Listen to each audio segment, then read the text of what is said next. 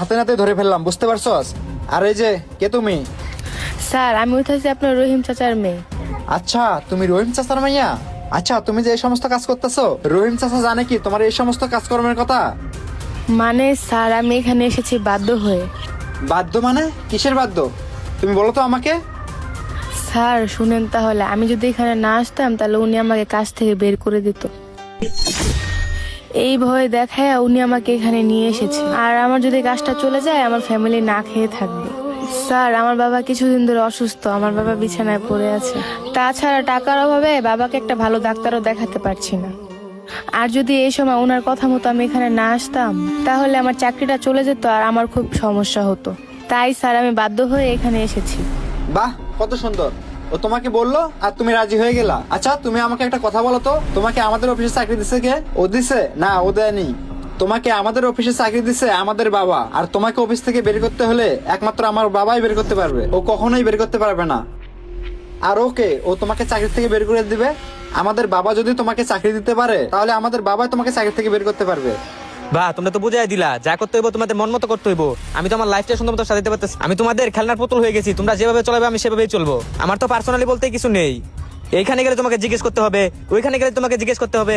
এমনকি আমার একটা রিলেশন ছিল, ওইটা ভেঙে গেছে তোমার জন্য। আমার জন্য তোর রিলেশন ভাঙে নেই, তোর জন্য ভাঙছে। তুই নিজেকে এমন ভাবে যোগ্য করে তোল, তোকে যেন কেউ ছেড়ে না যায়। তোর ভিতরে যোগ্যতা বলতে কি এমন আছে? তুই তো শুধু বাবারটা খাস আর পড়িস।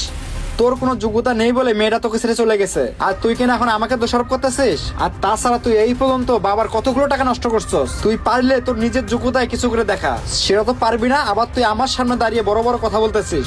কেন কিছু করতে দিছো? টাকা পয়সা, বাড়ি গাড়ি, বিজনেস সবকিছুই তো তুমি সামলাও। তুমি কি কখনো আমারে কিছু করার সুযোগ দিছিলা? হ্যাঁ, আমি বিজনেস করি, আর বিজনেস করে টাকা পয়সা ইনকাম করি। আর তুই কি করিস? সেই টাকা পয়সা খালি উড়াস। এটাই হতেছে তোর আর আমার মাঝখানে পার্থক্য। কই, তুই তো একদিনও কি অফিসে বসিসনি? আর তুই বলতে পারবি আজ পর্যন্ত বাবার কাজে কোনো হেল্প করছিস? আজকে আবার বড় বড় কথা বলতেছিস না? এই, তুমি এখানে দাঁড়িয়ে আছো না? যাও এখান থেকে। আর দেখ রোমান, আমি যদি নেক্সট টাইম এরকম কোনো কিছু দেখছি বা শুনছি তাহলে কিন্তু তোকে আমি বাসার থেকে বের করে দিতে বাধ্য হব। বের করে দিবা? দাও, বের করে দাও। আমার বাগে যত টাকা পয়সা সম্পত্তি আছে সব আমাকে বুঝিয়ে দাও। আমি আর তোমাদের সাথে থাকবো না। আমার সবকিছু বুঝিয়ে দিলে আমি বের হয়ে যাব, কারণ বাবা সম্পত্তির উপর আমার অধিকার আছে। তুই যে কার্যকলাপগুলো করতেছিস সেটার জন্য আমি তোকে একটা কানাকড়ি বন্ধ দেবো না। আর আমি বাবাকেও বলবো তোকে যেন কিচ্ছুই না দেয়। আর ঠিক তখনই বুঝবি বাস্তবতা কত কঠিন। আর তোর ব্যবস্থা আমি নিতেছি।